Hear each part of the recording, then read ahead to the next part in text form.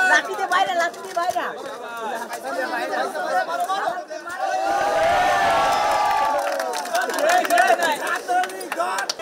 খেলা হবে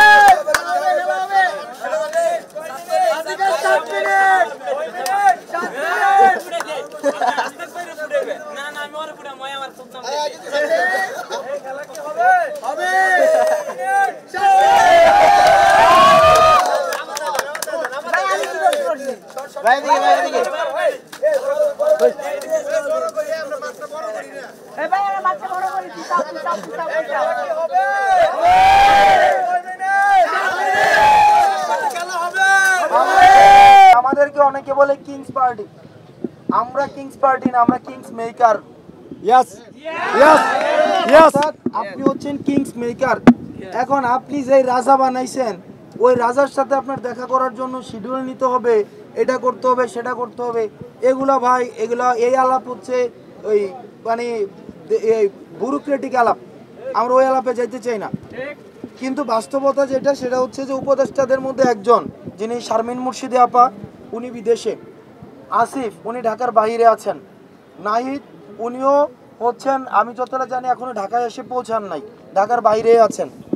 আর আমাদের যিনি আজকে, যার সাথে আমাদের আজকে একটা অনাকাঙ্ক্ষিত ঘটনা ঘটেছে, এবং এই যে শহীদ, এই বেচারা অনেক কষ্ট পাইছে, এবং এই বেচারা আসলে এটা খুবই দুঃখজনক, ওর গলার মধ্যে এখনো পর্যন্ত আসে শহীদের। এখন বিষয়টা যেটা, ওই ওনার ক্যান্সার, আমি একবার ওনাকে নিয়ে মন্তব্য করে বসছিলাম খাগড়াছড়িতে, যে উনি বিদেশে চিকিৎসা নিতে যাচ্ছেন, উনি যদি দেশে চিকিৎসা নিশ্চিত না করতে পারেন, একটা স্বাস্থ্য উপদেষ্টা, উনি যদি বিদেশে যায়, তাহলে আমি কোথায় চিকিৎসা নিব? নতুন একজন উপদেষ্টা কিন্তু নিয়োগ করা হয়েছে স্বাস্থ্যের জন্য।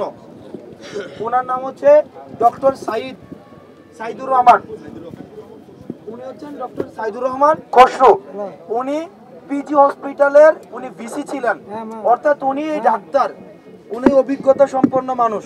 অর্থাৎ এতদিন পর্যন্ত যে অভিযোগগুলো ছিল, এগুলা যেন দ্রুত অ্যাড্রেস করা যায়, এই জন্য ওনাকে নিয়োগ দেওয়া হয়েছে। যে আপনারা কি ডক্টর সাইদুর রহমান এখানে আসবেন, আসার পরে আপনাদের সাথে শুধু ডক্টর সাইদুর রহমানের সাথে আপনারা কথা বলবেন, নাকি হচ্ছে আগামীকাল 2টার দিকে আপনারা হচ্ছেন ওই উপদেষ্টা সহ বাকিদের সাথে কথা বলবেন? তবে এই ক্ষেত্রে ভাই আমার একটা পরামর্শ আপনাদের আন্দোলনের, আপনাদের তো অনেক আশ্বাস দেওয়া হচ্ছে, তাই না? আপনাদের আশ্বাস দেওয়া হয় কিনা? হ্যাঁ, আপনাদের কাছে একটা রিকোয়েস্ট, আপনারা এবার আশ্বাসে ফিরে আসেন না, বা আশ্বাসে উনি 2টা বিষয় যান, অথবা উনি আসবেন আজকে, আপনারাও যে আসুক, আপনারা আশ্বাসে রাজি হয়েন না।